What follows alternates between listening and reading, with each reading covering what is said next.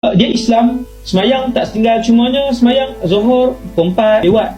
Kadang tinggal tapi qada. Puasa pun orang puasa 30 hari, dia 26. Tapi qada, lepas tu qada. Macam itulah. Quran setahun 3 kali, sentuh 3 kali, 4 kali. Tapi tiap-tiap malam, Tabarakalladzi biyadihil mulk wa huwa ala kulli syai'in qadir. Orang yang mengamalkan surah Mulk, walaupun keadaan dia tu orang kata nakal lah, ada dosa. Bila malaikat datang tanya dia, man rabbuka, siapa Tuhan kamu? Dia tak boleh jawab. Dia kata, Dia kata, la adri, aku tak tahu. Maka malaikat Munkar dan Nakir nak pukul dia. Lalu datang surah Al-Mulk, pertahankan dia. Kata surah Al-Mulk, jangan, kamu tidak boleh mengapa-apakan dia, kerana dahulu di dunia dia mengamalkan aku.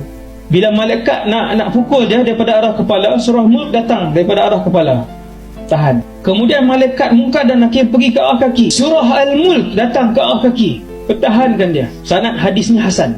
Malaikat nak pukul daripada arah kanan, surah Al-Mulk kata tak boleh, kamu takkan boleh sentuh dia. Ini kelebihan mengamalkan surah Al-Mulk. Bila dah habis orang yang husnul khatimah tadi jawab, maka dia pun pergi ke alam barzakh. Alam barzakh ada 2 negara. Yang pertama nama dia taman syurga, yang kedua namanya lubang neraka. Orang yang husnul khatimah, dia pergi ke taman syurga. Taman syurga tu macam mana ustaz? Seorang kah? Jawapan dia, tuan-tuan, kita ke alam barzakh nanti kita boleh bertemu dengan semua roh yang lain. Sebab kita jumpa orang-orang yang kita kenal. Tengok, nampak ayah kita. Maka yang paling awal datang mengerumuni kita ialah ahli keluarga kita. Ayah kita pun datang. Macam mana ustaz taman syurga? Allahu Rabbi. Tuan-tuan, taman syurga. Taman syurga, maka dia indah. Maka berehatlah di situ sampai kiamat.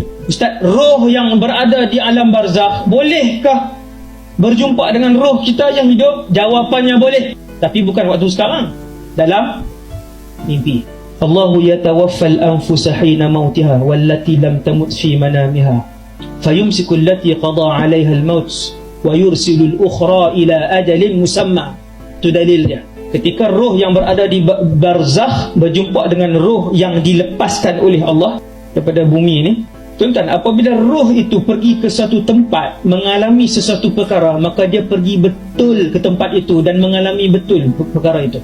Adapun roh yang su'ul khatimah pula, ini saya laju sikit, bila ditarik keluar dalam keadaan sikit demi sedikit, lagi lambat. Dan apabila dia direntak dan ditarik keseluruhannya, dia pun tengok wajah malakul maut dalam keadaan yang mengerikan. Maka dia tahu ketika itu dia mati dalam keadaan su'ul khatimah. Sakit pun sakit. Al-malaikatu yadribuna wujuhahum, kata Allah, para malaikat bila berdepan dengan orang yang su'ul khatimah, mereka pukul wajah orang yang mati tadi dan juga di belakang orang yang mati tadi. Kena pukul kan? Keluar roh, malaikat pukul kepala kan? Pukul kepala. Kemudian dibawa kain kafan daripada neraka, bau busuk daripada neraka. Bila dipakaikan, seluruh penduduk langit bau busuk. Roh siapa ni? Sebut nama dia, hina dia. Bermulalah detik hina dan detik sesal dia, bukan untuk 10 tahun.